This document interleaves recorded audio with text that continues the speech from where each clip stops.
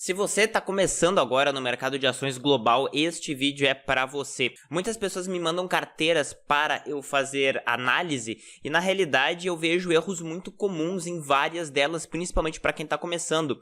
Então agora eu vou analisar uma carteira de um seguidor que me mandou, sendo que nessa carteira eu identifiquei os 4 principais erros que a maioria dos investidores iniciantes comete quando começa a montar uma carteira global, especialmente em ETFs, especialmente em fundos passivos de forma global. Então se você gosta desse conteúdo, meu nome é Otávio Paranhos e nesse canal eu falo como você monta uma carteira de aposentadoria global, investindo no Brasil, investindo no exterior, com renda em dólar de uma maneira sistemática e passiva. Então já aproveita para me seguir no Instagram, é otavio.paranhos, e já dá um like no vídeo porque eu tenho certeza que você vai gostar. Então vamos direto para o conteúdo. A pessoa que me mandou a carteira é o Leonardo França e ele basicamente divide a carteira dele com estes ETFs aqui. 12% em renda fixa, ou seja, ele investe 5% no IGIB, que é um ETF que investe em títulos corporativos de média duração, aproximadamente 6 anos. Isso é considerada a renda fixa de média duração entre 3 e 8 anos mais ou menos. Todos esses títulos estão num grau de investment grade, que a gente chama que é grau de investimento, ou seja, uma maior capacidade de pagamento dos emissores, dos devedores e, portanto, você tem uma maior garantia de que você vai receber o seu dinheiro, certo? Então, é uma renda fixa mais segura. Além disso, ele investe 7% no AGG, que é uma renda fixa mista entre títulos públicos e títulos privados. Ou seja, ele já investe dentro do AGG, na realidade também em títulos de alta capacidade de pagamento corporativos. Então ele investe de forma separada, certo? Além disso, na parte de ações, ele investe em AOR, que é um ETF da linha A da iShares. A iShares é uma gestora de recursos especializada em ETFs, pertencente à BlackRock, que é uma das maiores gestoras do mundo. Conforme você pode ver aqui, o AOR, ele nada mais é do que um dos 4 ETFs da linha A, e estes 4 ETFs, o que eles fazem? Eles basicamente investem para você através de um único ETF, através de um único fundo, em ações e renda fixa no mundo inteiro de uma maneira diversificada apenas com um único ETF, certo? Você escolhe qual é o ETF que você quer, se você quer o conservador, o moderado, o de crescimento ou o agressivo, que eles chamam aqui, e você vai vendo que vai aumentando o percentual almejado de ações. Ele escolheu o AOR, e portanto ele escolheu esse de growth, que seleciona inicialmente 60% em ações. Hoje está acima disso, está mais ou menos 65%, porque as ações cresceram. A cada rebalanceamento ele volta a este patamar. Mas você vê que apenas em um ativo você tem renda fixa e renda variável. Cabe salientar que aqui não tem nenhum viés em relação à seleção das ações, então é o que eu chamo de seleção neutra de mercado. Investe proporcionalmente ao tamanho de cada uma das empresas. E quando a gente vê aqui como que é a divisão dentro do setor de ações, você vê que ele investe também conforme a média mundial, investindo a metade das ações praticamente nos Estados Unidos e o restante em países desenvolvidos e países emergentes, exatamente como, por exemplo, um ETF VT que a gente vai ver em seguida. Além disso, ele investe no ETF QQQ, que seleciona as 100 maiores empresas da Nasdaq. A Nasdaq é uma bolsa de valores americana, a segunda maior, e que tende a ter mais exposição à tecnologia, empresas de comunicação, etc. Hoje, mais ou menos 60% das empresas da Nasdaq pertencem aos setores de comunicação e de tecnologia. Todas aquelas famosas, grandes, como Apple, Google, estão nela, certo? Além disso, ele investe em 3 ETFs que são ligados a dividendos e eu queria aprofundar um pouco mais nestes 3 ETFs. Então vamos ver as regras de cada um destes 3 ETFs. O primeiro é o VYM. O que ele faz? Dentro de todas as ações americanas, ele seleciona aquelas que pagaram dividendos nos últimos 12 meses e seleciona a metade que mais pagou. Ele dá peso por capitalização de mercado, por tamanho. Então você vê que na realidade ele é bem leve, né? Então assim, ele não dá peso por dividendos, ele apenas seleciona a metade daquelas que pagaram dividendos. Então ele seleciona muitas empresas, conforme a gente vai ver, mais do que 400 empresas. Ele também exclui REITs, porque os REITs, que são aqueles Real Estate Investment Trusts, ou seja, aquelas ações de exploração imobiliária, parecidos com os nossos fundos imobiliários brasileiros, eles costumam costumam sim, obrigatoriamente, por lei, pagar bem mais dividendos e poderiam alterar muito a composição do índice. Então, normalmente, fundos de ações que levam em consideração dividendos para não ter uma alteração tão grande, costumam normalmente excluir os REITs. Não é uma regra, mas é comum. Além disso, o Nobel, o que ele faz? Dentro das 500 maiores empresas americanas, ele seleciona todas que subiram dividendos por 25 anos consecutivos. Então você vê claramente que ele não usa como critério o múltiplo de preço dividendo sobre preço, o dividend yield. Ele usa somente o critério de empresas que subiram dividendos. Se a empresa pagou muito pouco dividendo, mas subiu, ela pode entrar no critério. Então você vê que ele não dá um peso adicional para aquela empresa que pagou mais dividendo. Não há nenhuma vantagem nesse sentido. Além disso, o PEY ele é interessante por quê? Porque ele faz uma mistura das empresas que mais pagaram com aquelas empresas que pagaram por mais tempo. Dentro das empresas que estão acima de $1 bilhão no mercado americano, ele só analisa aquelas empresas que pagaram dividendos por 10 anos consecutivos de maneira crescente, e destas ele seleciona as 50 com maior dividend yield. Então ele usa também o critério de resiliência em conjunto com o critério de preço. Então ele acaba sendo uma mistura dessas duas características. Ele aplica peso por dividend yield, ou seja, ele dá sim bem mais peso para aquelas empresas que pagaram mais. E ele também exclui os REITs para evitar aí alguma discrepância em termos de setores. Quando a gente observa justamente os setores, o que a gente vê? O VYM, pelo fato dele dar peso por capitalização de mercado, ele acaba investindo mais naquelas empresas maiores. Portanto, ele se aproxima em termos de distribuição de setores com o mercado neutro. Por que eu falo isso? Porque você observa que ele é bem mais distribuído do que os outros dois ETFs que eu vou mencionar em seguida. Você vê que ele investe significativamente bastante para um ETF de dividendos em empresas de tecnologia e de serviços de comunicação, que normalmente são bem mais caras e normalmente não entram nestes tipos de fundos. Agora, obviamente, ele investe menos em tecnologia, menos em comunicação do que um ETF de fato neutro, como até o VOO ou o IVV, que investem no S&P 500. Cabe salientar que todas estas empresas aqui, conforme eu falei, pagaram dividendos, são pagadoras de dividendos. Então este é um ETF bem leve neste sentido, se aproxima do mercado neutro. Quando a gente vai para o Nobel, o que a gente observa? A gente observa que ele dá bem mais peso para aqueles setores que possuem empresas diferentes, que possuem mais ações com aquela característica. Por quê? Porque ele dá pesos iguais para todas as ações. Então, se existe muito mais empresas do setor industrial que subiram dividendos por 25 anos, apesar de não ser uma quantidade maior de dividendos, o fundo vai dar bem mais peso para este setor e é isso que a gente observa. O peso do setor industrial, com maior resiliência para passar por crises, você observa que ele acaba dando um peso bem superior para este setor industrial e também o setor de materiais, em comparação com os outros fundos. Quando a gente vai para o PEY, ele dá peso bem mais por empresas que pagaram mais dividendos. Então você observa claramente que ele dá mais peso para, por exemplo, o setor financeiro e o setor de utilidades. Isso é metade do fundo praticamente. E por que é tão grande aqui o setor de utilidades? Porque ele usa parcialmente também aquele critério de resiliência, ele mistura os dois, selecionando as empresas que pagaram dividendos por 10 anos consecutivos. Então isso faz com que sim haja empresas resilientes.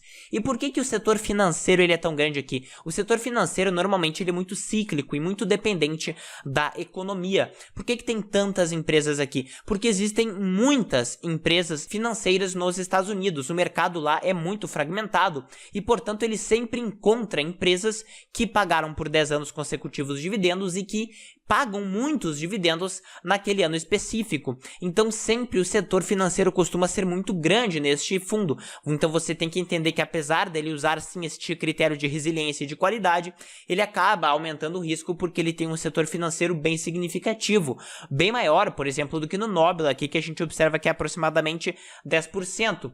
Então o PY ele é bem mais arriscado nesse ponto, tanto por investir em empresas menores, quanto por investir em empresas que pagam mais dividendos, mais baratas. Então, isso tem que ser levado em consideração. Quando a gente vem para a parte de tamanho, para ver a diferença que tem entre o tamanho médio das empresas dos três fundos, o VYM ele investe em muito mais empresas, conforme a gente viu, ele seleciona a metade superior em termos de dividendos. Então ele seleciona 428 empresas pelo fato de dar peso por capitalização de mercado, por tamanho. O tamanho médio é gigantesco. o tamanho médio é de 138 bilhões de dólares. Quando a gente vai para o Nobel, que seleciona empresas que dá pesos iguais, os pesos iguais faz com que o tamanho médio das empresas seja bem menor, seja de 75 bilhões de dólares, mesmo ele selecionando só dentre as grandes empresas, só dentro do S&P 500. Quando a gente vai para o PEY, você observa que ele migra fortemente para empresas de média capitalização de mercado, portanto o tamanho médio passa a ser de 37 bilhões de dólares. E você observa que 43% do patrimônio do fundo está alocado em mid-caps, empresas de média capitalização de mercado. Quando a gente vem para a comparação de rentabilidade, ou seja, do ROI, a rentabilidade sobre o patrimônio, você vê que o Nobel tem a melhor rentabilidade sobre o patrimônio, logicamente porque ele não dá peso e nem seleciona por múltiplos de preço, mas sim diretamente por este critério de resiliência e de qualidade, certo? Então você observa o quê? Que o Nobel tem uma rentabilidade média sobre o patrimônio líquido aproximadamente em 17%, o VYM aproximadamente em 14% e o PEY, que apesar de usar o critério de resiliência de 10 anos de pagamentos de dividendos, você observa que pelo fato de usar múltiplos de preço, ele cai fortemente a sua rentabilidade para aproximadamente 12 a 10% em média, certo? Quando a gente vem para a parte de precificação, o que a gente observa? Basicamente que o PY, obviamente, pelo fato de já selecionar e dar peso para empresas com melhores dividendos, que é um múltiplo de preço, ele tem os outros múltiplos de preço também muito mais baixos. Preço sobre vendas, preço sobre lucros, preço sobre crescimento, preço sobre patrimônio líquido são os indicadores mais baixos quando a gente compara com os outros fundos. O Nobel, por obviedade, como não usa múltiplos de preço para a sua seleção e usa sim um critério de resiliência e qualidade, acaba sendo bem mais caro em média com as suas ações. Inclusive a gente observa que o dividend yield para o Nobel, ele é o mais baixo de todos em 2,6%. O PEY paga 5,5% de dividendos ao ano. Quando a gente vai para a comparação no gráfico destes ETFs, o que a gente observa? Quando a gente pega o período em que o Nobel existe, a partir de 2014, esse período ele não é muito significativo porque são apenas aqui 5, 6 anos. Você observa que todos eles tiveram aproximadamente a mesma rentabilidade, exceto o Nobel, que teve uma rentabilidade melhor no período da crise, justamente porque ele tem empresas de melhor qualidade, certo? Agora, quando a gente pega um período maior, e aqui eu estou comparando somente o VYM com o PEY, você observa o quê? Que o VYM teve uma performance melhor sim do que o PEY, também porque o PEY, conforme eu falei, tem bem mais empresas do setor financeiro que sofreu muito durante a crise. Você observa aqui que na crise de 2008, que foi uma crise do setor financeiro, ele teve uma queda aproximada aqui de 65%, 70%, o que é altíssimo. Paralelamente, o VYM teve uma queda de apenas 55, 10 pontos percentuais a menos. Quando a gente vê a partir da crise, o PEY teve um desempenho melhor praticamente. Agora, para mostrar justamente este ponto, quando a gente pega o desempenho do PEY e a gente coloca, por exemplo, compara com o ETF do setor financeiro, você observa justamente isso. O setor financeiro teve uma performance muito ruim e é isso que responde pela má performance do PEY em comparação com outro ETF.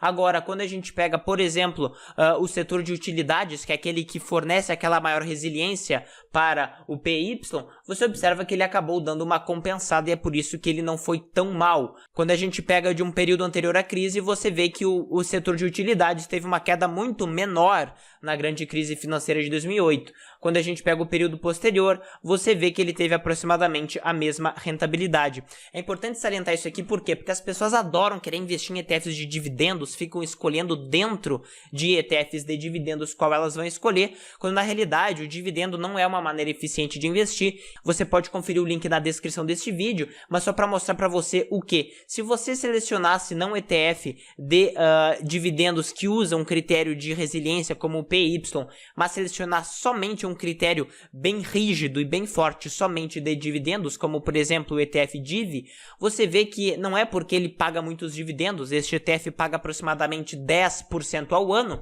que ele vai ter uma performance boa. Você vê que de 2015 até agora ele teve uma performance negativa.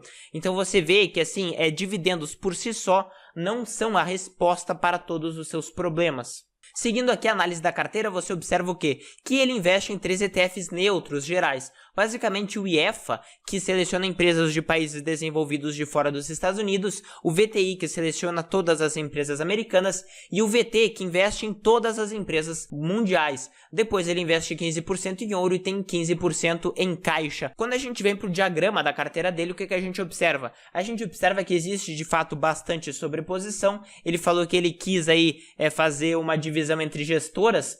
Você observa o quê? Que ele investe em VT de maneira neutra, sem exclusões e sem nenhum critério de seleção, depois no IEFA e no VTI. Assim, claramente, no meu ponto de vista, aí já vai um primeiro erro. Não faz sentido algum ele investir no VT e também investir em ETFs neutros regionais. Ou ele investe somente em ETFs neutros regionais, ponderando o peso que ele quer dar para cada uma das regiões no mundo, ou ele investe em VT, que já faz isso de forma automática. Não tem nenhuma vantagem ele fazer isso, ele só complica a carteira dele.